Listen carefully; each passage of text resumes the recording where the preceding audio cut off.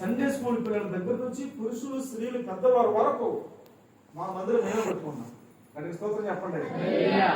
మేస్త్రికి మాత్రమే, మేస్త్రి 2 రోజులు వచ్చాడు, సంఘంలో కూడా మేస్త్రి ఉన్నాడు, ఆ మేస్త్రి పెట్టాడు మందిరం. హల్లెలూయా. స్లాబ్ అప్పుడే వచ్చాడు ఎక్స్ట్రా మేస్త్రి, ఇద్దరు కావాలప్పుడు స్లాబ్ అప్పుడే బయట నుంచి మేస్త్రిని పిలిచాం. మొత్తం మందిరం మొత్తం సంఘంలో ఒక మేస్త్రి ఉన్నాడు, కూలీలుగా మేమే మార్చబడ్డాం, మేమే కష్టపడి పనిచేసాం. ఆ దీవెన ఆశీర్వాదం సంఘమే పొందండి. హల్లెలూయా. నువ్వు ఎప్పుడైతే ఇలాంటి పని చేయడానికి నడుము కట్టుకుంటావో అప్పుడే నీ కుటుంబం సంతోషంగా మార్చుకోండి. స్తోత్రం చెప్పండి అందరూ. ఇస్సాకారు అలా చేశాడు. ఇస్సాకారుని దేవుడు దీవించాడు.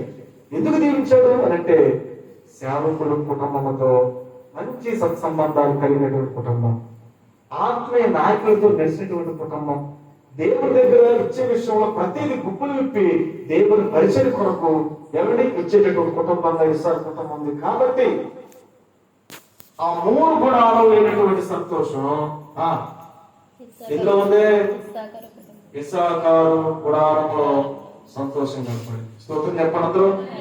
కాబట్టి ఇప్పుడు దేవుడు పెట్టినారా, ఈ రోజున దేవుడు మాట్లాడుతూ ఉన్నాడు. ఈ రాత్రి నీ కుటుంబం ఎలా, ఏ కుటుంబంగా మార్చబడాలి? ఇస్సాకారు కుటుంబంగా మార్చబడాలి. ఎప్పుడు మార్చబడితే భక్తిహీనులు ఉంటే మార్చబడదు, సాగుబోతుల కుటుంబం ఉంటే మార్చబడదు, సొనుముడు గొనుములతో ఉంటే మార్చబడదు. ఎప్పుడు మార్చబడుతుంది తెలుసా? ఇస్సాకారు లాగా ప్రేమ కలిగి సంఘంలో